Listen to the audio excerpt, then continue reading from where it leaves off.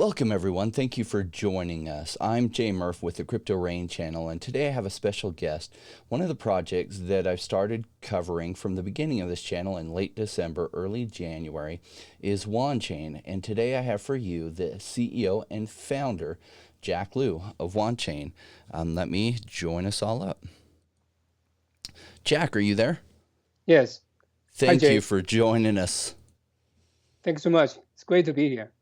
Yeah, I'm very excited to have you. I've covered your project a lot and very fond of what you've been building and what you've been doing and the technology that and the way that you've solved some of the big problems.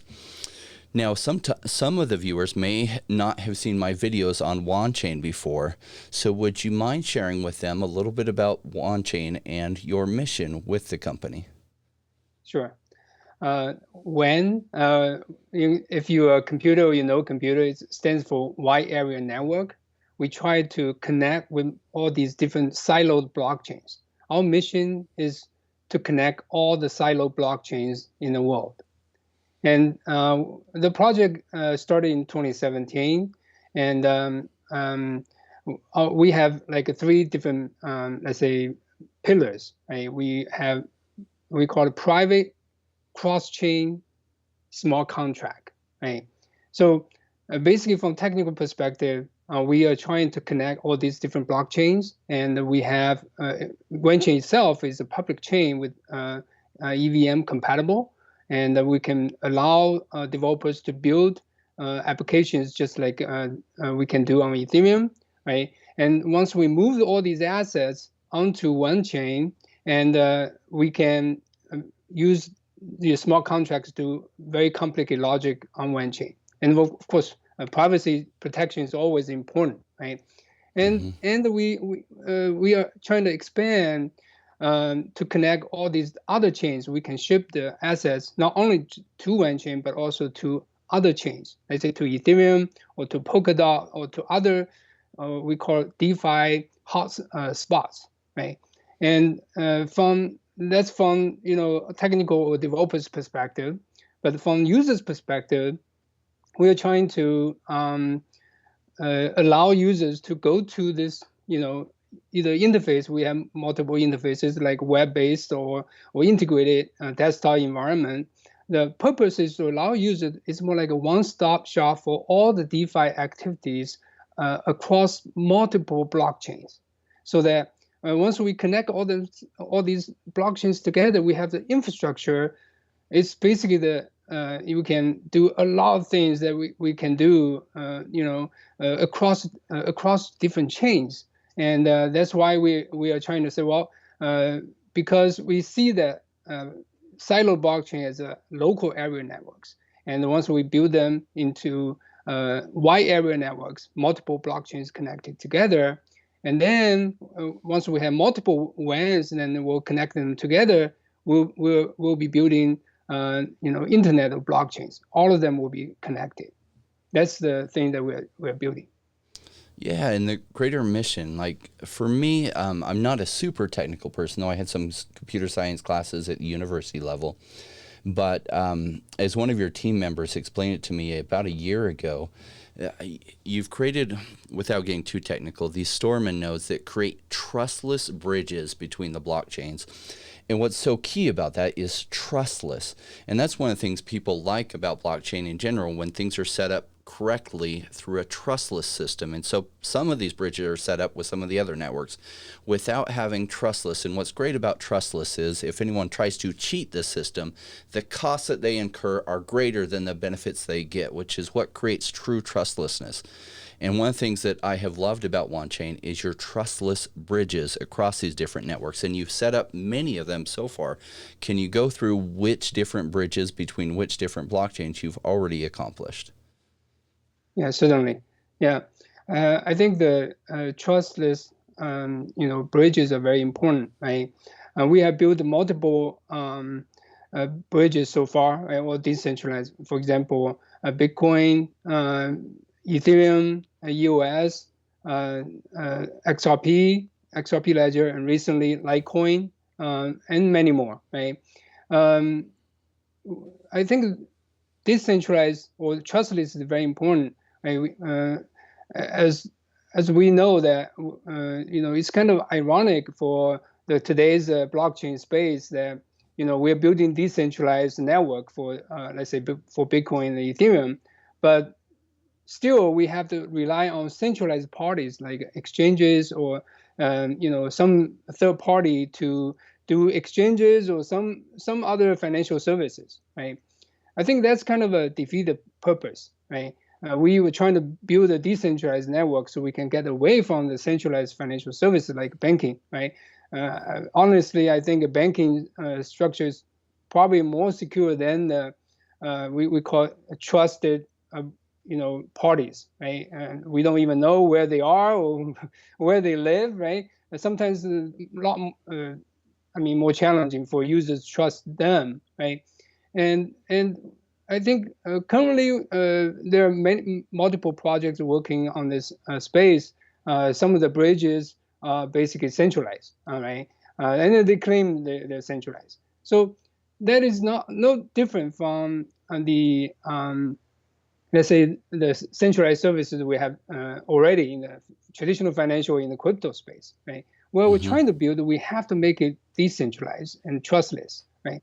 People or the users don't have to rely on the third party. And when you gave your private key and send your asset to a third party and trust them, right? Not to run away with your funds, right? And I think instead we're trying to create a network, right? You mentioned about Storm. It's basically one type of validators on one chain that support all these validators support all the different cross-chain bridges, right? It's more like pillars under the bridges, right? These validators serve as a network, right? They control the let's say assets on different blockchains, or they issue or control locked account and issue the tokens on different chains, right? And you instead of trusting a third party who controls your private key or assets, you trust this network instead. Just like you trust Bitcoin or trust the Ethereum network, right? You trust this decentralized network, and as long as they have a stake in the game, right? You make sure that their cost of running away or collude is bigger, or is certainly big enough for them not to collude or steal the funds you put or put into the network, right? And I think the network will be secure, right? I think that's the vision that I think everybody in the space we want to build. We want to build a decentralized network, just like what we have for Bitcoin or Ethereum. Yeah. And the importance of that, like there's a certain project out there and they've got good tech, but they're set up as a trusted system, meaning that if there's two people particular, if they collude, they could steal $3 billion plus worth of stuff. So as long as they don't, everything's fine. But that's what I call misaligned incentives. And that's always a worry. And so a trustless system doesn't depend on two people not colluding in order to steal billions of dollars. Because in that, if all of a sudden they did, it would collapse that, because all of a sudden they would realize that trust was misplaced. And so that's why I'm so excited about Wanchain's trustless system. And I do use, and I don't know if the team, I know some of the team helped with this or at least audited it, but one of my favorite apps for yield farming is WanSwap, and I use it all the time. I'm just going to click over to so they can see WanSwap and then Zookeeper with it. And I love this. This was the first DeFi product, at least that I'm aware of, built on Wanchain's tech, and it functions extremely well. And anyway, I love what they've done with it on top of your technology. So I'll just give them a quick preview. I did, if it's okay, have some more questions for you. A few months ago, you signed one of the largest deals ever done in crypto with one of the largest companies in the whole wide world. Can you tell the viewers about that deal? Certainly, yeah. As I mentioned before, we try to connect all these siloed blockchains. So these are public blockchains as well as the private or consortium blockchains for the enterprise systems, right? Or enterprise solutions. And we have been working with the traditional, we call it enterprise space with by providing the we call the local area networks or solution, LAN chain solution for these enterprise customers.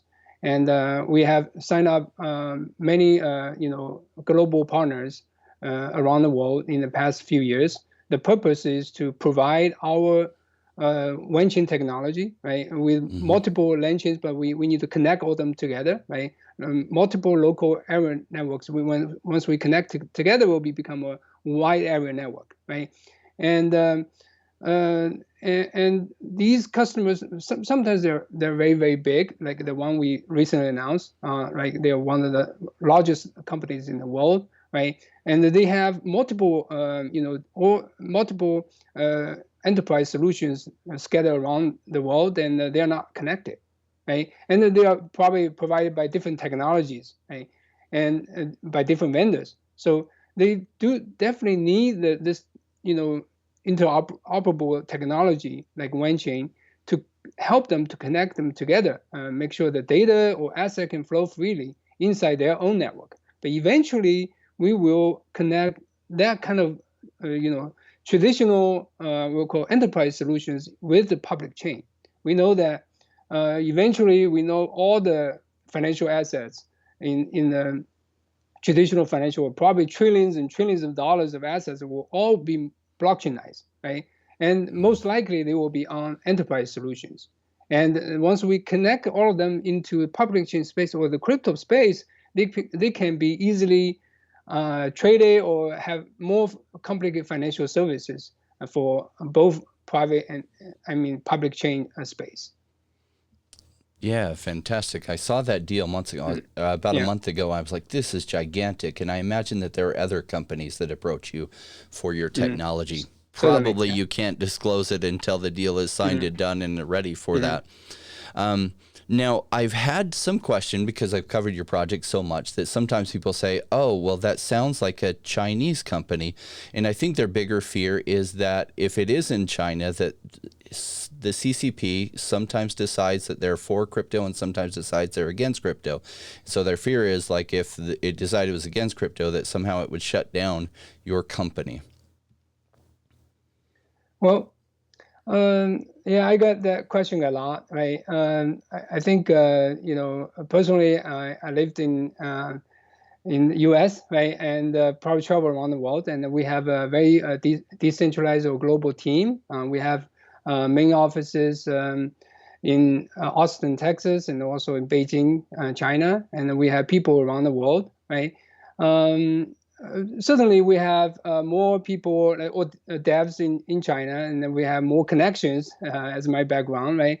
Connected with some of the entities in China. Okay. I think that will be it's a plus, not a negative part, right?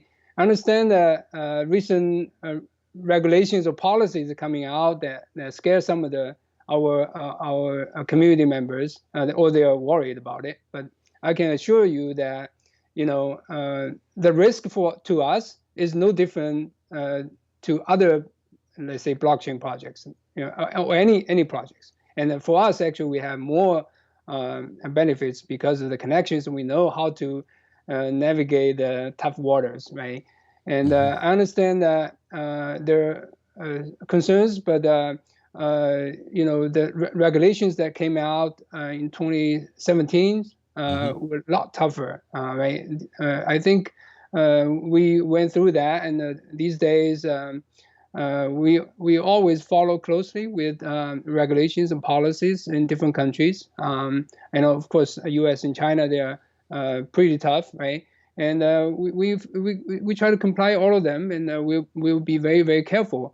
And we try to use our advantage, basically to have connections, right? For example, some enterprise customers and connections with certain entities. And for example, WANchain has integrated many let's say fiat-based stablecoins like USDT, USDC, or euros, right?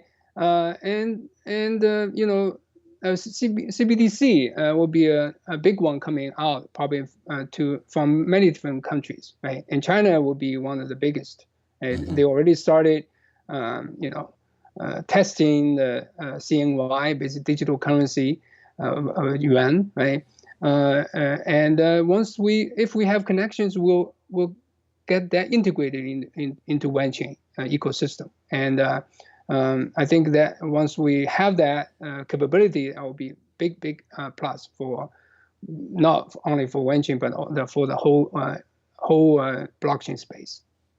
Yeah, thank you for providing some insight into that. I didn't know you had a big office in Austin, Texas, which is kind of like one of the crypto hubs of the United States. Yeah, certainly. And it's definitely going even more that way. Now, so tell me about the Litecoin integration. That's new. Is that already in place? Is that just about to be done? Yeah, that's correct. Right. Litecoin, well, we have been working on that for a while, and it's ready and already pushed out to the mainnet. Has been on testnet for a while, and for Litecoin, we have basically built 3 bridges between Litecoin to Wenchain, to Ethereum, and also to BSC, Binance Smart Chain. Right. These infrastructure, 3 different bridges. Of course, we will have more, right? We use the latest infrastructure. Basically, all the bridges are basically, we call it multi-chain, cross-chain mechanism with shared collateral, right? And the same token, let's say, we call it WEN, like LTC. Let's say WEN, we call it WEN tokens, right? With wrapped tokens like LTC, and once they move on to these different chains, we can treat them as identical asset. It's more like Star Trek will always say teleport, right? When you teleport over here and then teleport over there, it's one copy, right? Always, right? So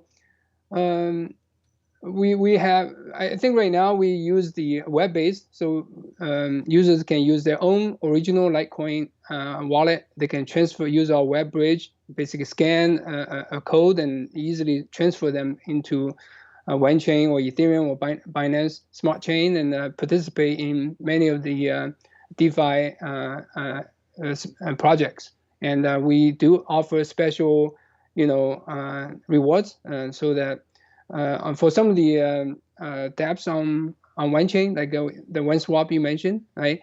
And we'll partner with more dApps on different chains, and Litecoin users can earn some, passive incomes instead of leaving their coins, inactive. So there'll be a lot more activities that you can do, like exchanging, lending, borrowing, and also like a Zookeeper, like what you mentioned, right? You can do, you can unlock many NFTs. You can have many games you can play. I think there are a lot more things you can have fun with Litecoin now. Yeah. So now they can bridge their Litecoin over to the Wenchain network, and I want to show them real quick how inexpensive these transactions are. Even though Ethereum fees have gone down, I don't know if they know just how cheap. And so I'm going to switch over where they can't necessarily see you, but they'll see this, and I want to do a transaction. Now, this is a smart contract transaction. I'm going to click on Harvest here, and you're going to see the fees that come up. So this would be 1 cent if that were a 1. This would be 0.1 cent if that were a 1. It's 0.088 cents to complete this transaction, and it's a smart contract with transaction with multiple interactions. And so it's absolutely incredible how inexpensive that is, and it takes just a few seconds, and then it will be done. And I just blown away, right? I love how fast it is. Now, I've used like Matic recently, and Matic takes about 4 times to 40 times as long for these transactions to go through, even though Matic is similarly low cost. And so I've absolutely loved your OneSwap and Zookeeper apps, and I play with them all the time, and I yield farm every day, and it's so fun for me to harvest because your costs are so low. And I had been doing some yield farming on Ethereum, but every time I did, I would wait and really only harvest like once a month because the Ethereum costs were so big. And so on this, I don't mind harvesting a couple times a day, whatever. I wake up every morning. It's one of the first apps I turn to is like Zookeeper and just harvest some of the yield that's come in. And it's a lot of fun because how inexpensive transactions are and how fast they are on OneChain. So Litecoin, I didn't know you had so much of that done. What is next on your plans as far as the next, I guess, bridge that you're building?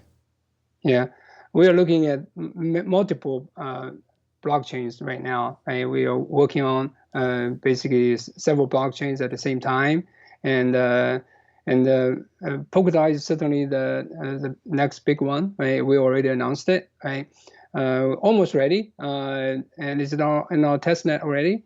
And we believe that Polkadot will be another, let's say, DeFi hot space. Of course, it's not there yet, but we'll try to move the Polkadot, DOT into other DeFi space first, and we'll create multiple, partners. We will, use the existing infrastructure to help Polkadot DeFi projects as well. So we will ship many, other assets into Polkadot ecosystem, right? And of course, we all the top chains, many chains, we are working on that right now. We do have something called Instant Cross that will help to move coins faster and integrate chains a lot faster, right? It depends on users or community request, right? We will prioritize them. Which one goes first depends on the partnership and all these different, different priorities. But we are working on many blockchains at the same time. We will speed up everything, and we'll scale out very quickly. And at the same time, we need to scale the system, the platform up as well. Because as you mentioned, that the bridges do have collaterals, right?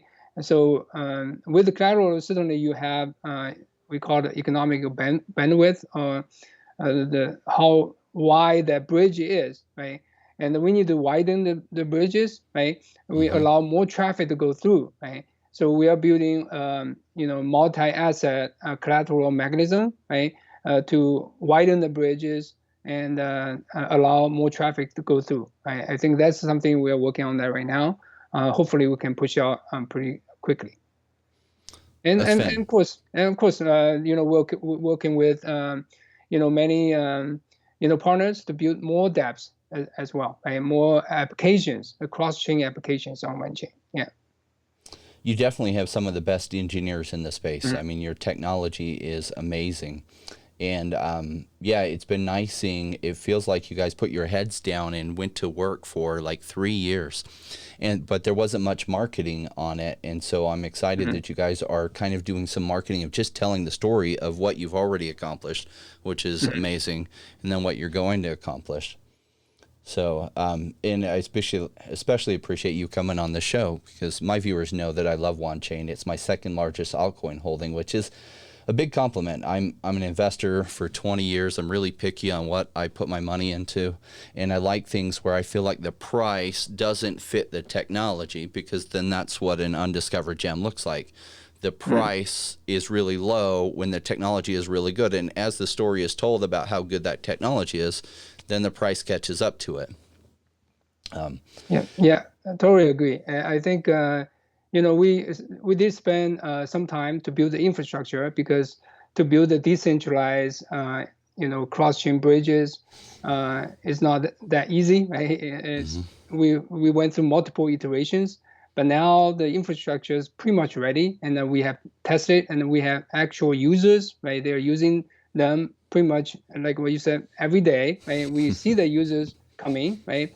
And we have built many bridges, right? And we have more bridges, and this effect network effect will come, and also we will do marketing, PR marketing. Certainly, we'll do promotions, right? We'll promotions to attract users to come, right? and eventually that sweet spot will come, and also price action or whatever, the community will recognize the value of this project. Yeah, absolutely. I feel like your tech is solid, and so the marketing at some point catches up and word of mouth catches up to it. Yeah.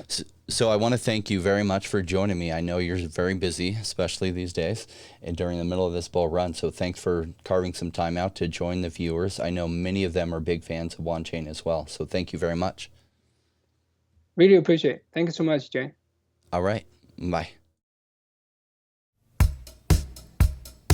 Success is falling, flowing like rain. The timing's right, we're getting paid. Come on, Rainmakers, let's make this happen.